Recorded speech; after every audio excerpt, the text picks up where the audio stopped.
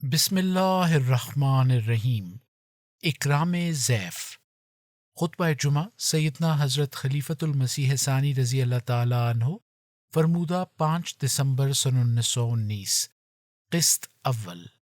ابراہیم علیہ السلام کے پاس جو لوگ آئے، آپ ان کو جانتے پہچانتے نہ تھے، بلکہ آپ ان سے بالکل ناواقف تھے، مگر باوجود اس ناواقفیت کے کہ ابراہیم علیہ السلام کو ان کا علم نہ تھا، ابراہیم علیہ السلام نے ان کو اپنا مہمان کیا اور ایسا مہمان بنایا کہ ابراہیم علیہ السلام کے ضیف مکرم، معزز و محترم مہمان ہو گئے۔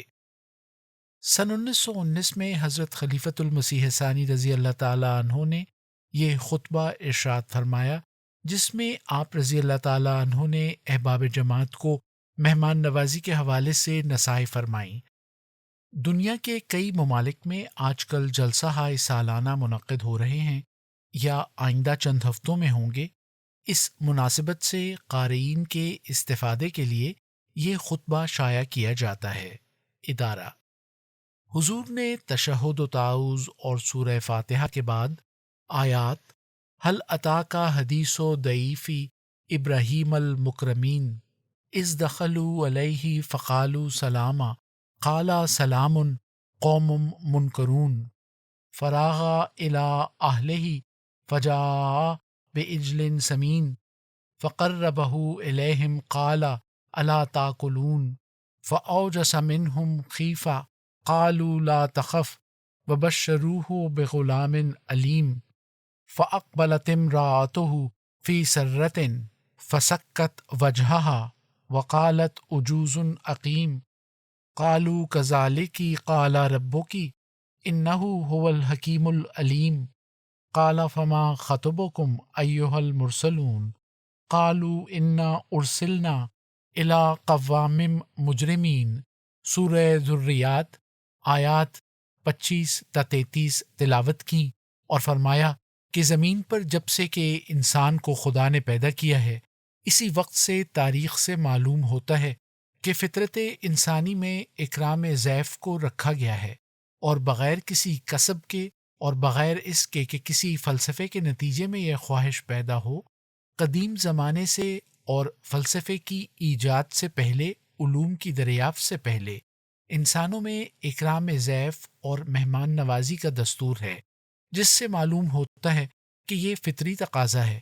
جس طرح ماں باپ سے نیک سلوک کرنا اور ماں باپ کا اپنے بچے سے محبت کرنا، اور جس طرح میاں بیوی کے تعلقات فطرت میں پیدا ہوتے ہیں اور کسی فلسفے کے نتیجے میں نہیں ہوتے، اور ہمیشہ سے انسان ایسا کرتا چلا آیا ہے اور کر رہا ہے اور کرتا چلا جائے گا، کوئی فلسفہ، کوئی علم اس پر اثر نہیں کر سکتا، بلکہ اگر دیکھا جائے تو تمدن کا اس پر الٹا اثر پڑتا ہے۔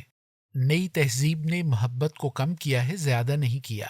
بس اگر فلسفے کا اس پر کوئی اثر پڑا ہے تو وہ یہ ہے کہ یہ باتیں پہلے سے کم ہو گئی ہیں، اس لیے ہم نہیں کہہ سکتے کہ یہ باتیں تمدن کا نتیجہ ہیں یا کسی فلسفے کے نتیجے میں پیدا ہوئی ہیں۔ اگر یہ بات علوم سے پیدا ہوتی تو قوانین کے مرتب ہونے سے بعد میں پیدا ہوتی، لیکن ہم دیکھتے ہیں کہ قوانین تمدن نے ان کو کم کیا ہے۔ وہ قومیں جن پر یورپ کا اثر ہے، ان میں ماں باپ کی محبت کم ہو گئی ہے۔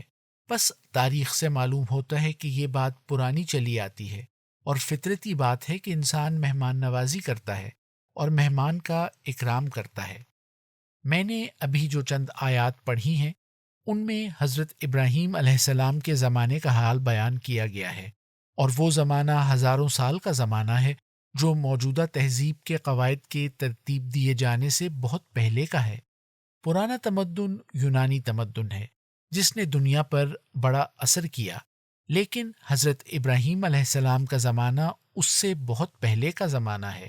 پھر ہندو فلسفہ ہے، مگر اس کے متعلق جو تازہ ترین تحقیقات سے ثابت ہوتا ہے وہ یہ ہے کہ 3000 سال سے ہے، اور حضرت ابراہیم علیہ السلام کا زمانہ اس سے پہلے کا زمانہ ہے۔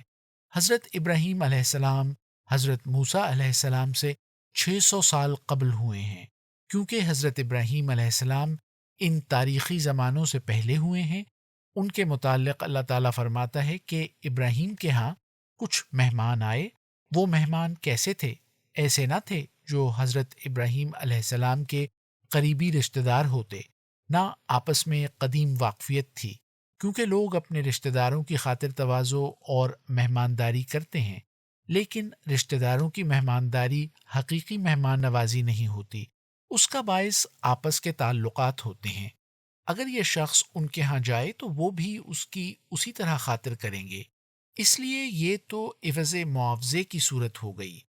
ایک بھائی اپنے دوسرے بھائی کی دعوت کرے یا ایک شخص اپنے ماں باپ کی خاطرداری کرے تو ہم اس کے متعلق یہی کہیں گے کہ وہ اس کا بھائی ہے اور وہ اس کے ماں باپ اور بھائی بھائیوں کی خاطرداری کیا ہی کرتے ہیں، اور سعید اولاد ماں باپ کی خدمت گزاری کیا ہی کرتی ہے۔ اسی طرح رشتہ داروں کی بھی لوگ مہمانداری کیا ہی کرتے ہیں۔ اس کی عام طور پر یہ وجہ ہوتی ہے کہ ایک دوسرے پر احسان کا موقع ملے، لیکن ایسے مواقع پر مہمان نوازی کی حقیقت نہیں کھلتی۔ مگر ابراہیم علیہ السلام کے پاس جو لوگ آئے، آپ ان کو جانتے پہچانتے نہ تھے، بلکہ آپ ان سے بالکل ناواقف تھے۔ مگر باوجود ناواقفیت کے کہ ابراہیم علیہ السلام کو ان کا علم نہ تھا، ابراہیم علیہ السلام نے ان کو اپنا مہمان کیا اور ایسا مہمان بنایا کہ ابراہیم علیہ السلام کے ضیف مکرم، معزز اور محترم مہمان ہو گئے۔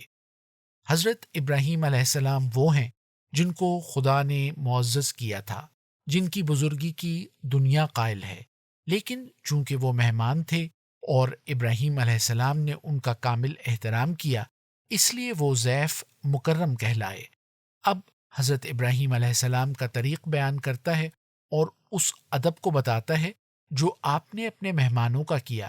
جب مہمانوں کو بٹھا چکے تو فراغا الی اہلہ، اپنے احترام کرنے کو پوشیدہ رکھا اور نہایت پوشیدگی اور خاموشی کے ساتھ اپنے اہل کی طرف چلے گئے۔ لوگوں کا قاعدہ ہوتا ہے کہ جب کوئی مہمان آئے تو وہ اس کا احترام بھی کرتے ہیں، مگر ساتھ ہی ایسی باتیں بھی کر جاتے ہیں جن سے یہ مقصود ہوتا ہے کہ مہمان ہمارے اس رویے کی قدر کرے۔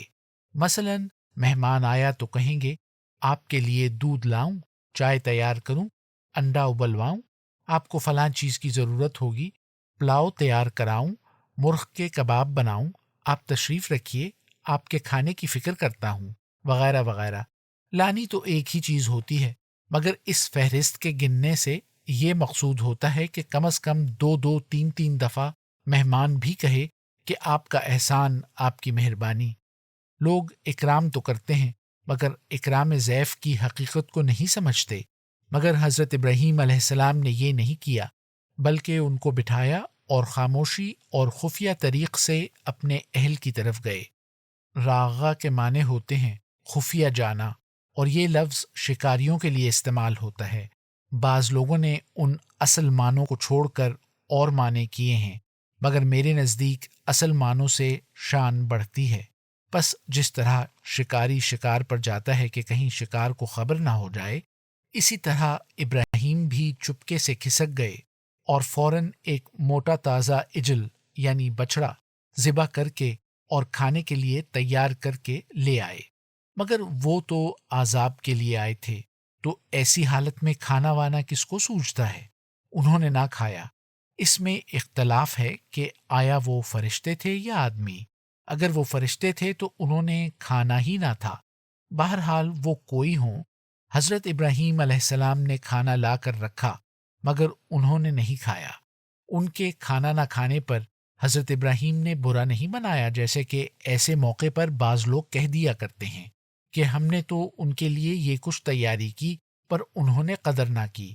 مگر ابراہیم علیہ السلام کی نسبت اللہ تعالیٰ فرماتا ہے کہ انہوں نے مہمانوں کے اس فعل سے برا نہیں منایا کہ انہوں نے کھانا کیوں نہ کھایا، بلکہ فرماتا ہے فَأَوْجَسَ مِنْهُمْ خِیفَةً۔